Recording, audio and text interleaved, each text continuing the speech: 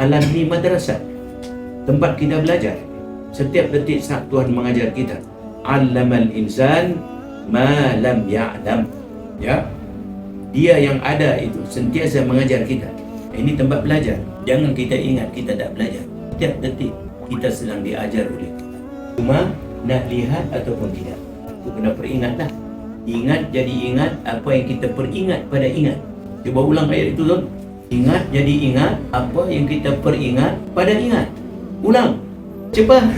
Ingat jadi ingat. Ingat jadi ingat. Apa yang kita peringat. Apa yang kita peringat. Pada ingat.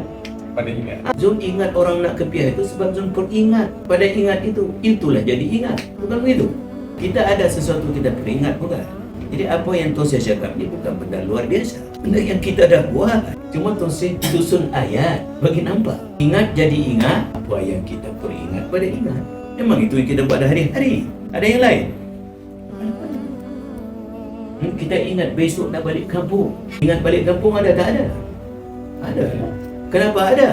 Sebab kita peringat pada ingatan kita. Hakikat manusia itu ingat. Kalau tak ingat, kena panggil pen putih sebab dia dah tak ingat. Betul tak betul? Ada kita ini ada ingat. Cuma ingat pada apa? Ingat pada apa? Ingat pada apa yang kau pilih untuk peringat pada ingat. Itu saja.